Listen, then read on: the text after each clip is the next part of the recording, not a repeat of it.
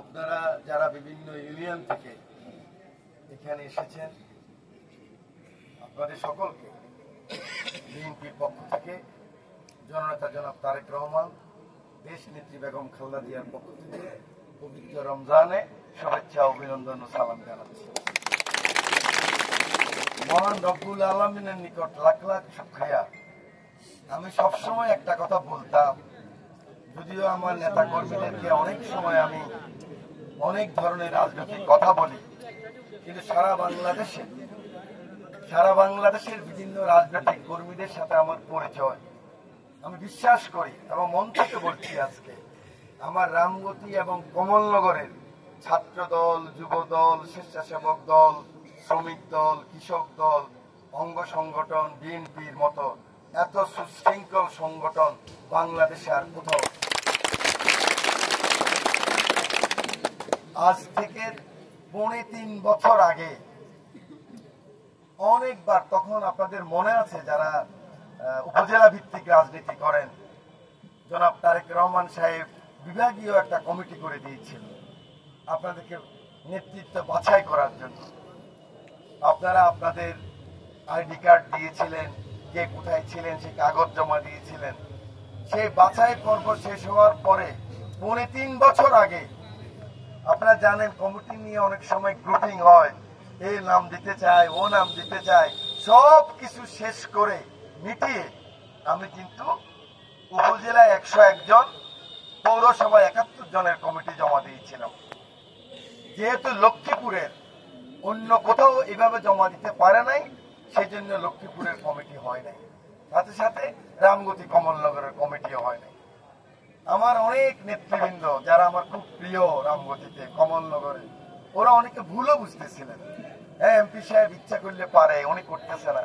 কিন্তু যেহেতু আমার নেতারা ঢাকার রাজনীতি মেনটেইন করে না, সেহেতু অনেকে বোঝে না। কারণ সকল সংগঠনের কমিটি আমি চেষ্টা করি নিজে নিয়ে আসার জন্য, যত কষ্ট হোক, যত পরিশ্রম হোক, কত সময় কত লোকের কাছে আমাকে ছোট হতে হয়, কত লোককে ধরাধরি করতে হয়, এটা হয়তো আপনারা, আমাদের নেতৃবৃন্দরাই জানে না, আপনারা সাধারণরা কোথেকে জানবেন।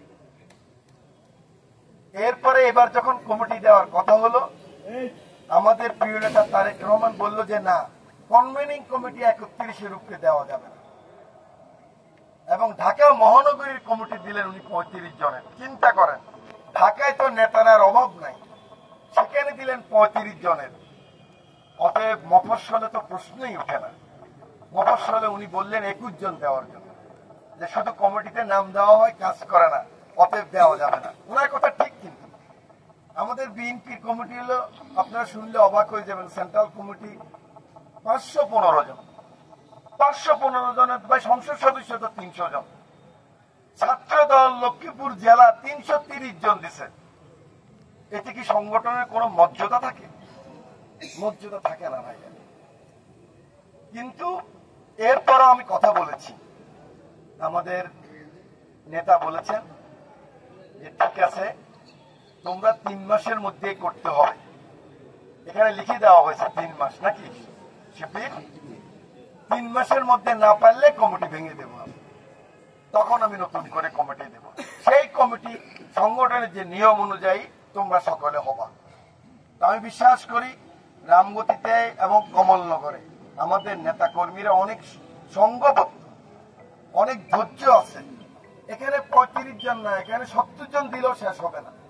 আমাদের নেতা কর্মীদের যে পরিশ্রম, আমাদের নেতা কর্মীদের যে কোরবানি, 17 বছর যে কষ্ট করেছে, অতএব একটা পূর্ণাঙ্গ কমিটি অতি দ্রুত হওয়া প্রয়োজন।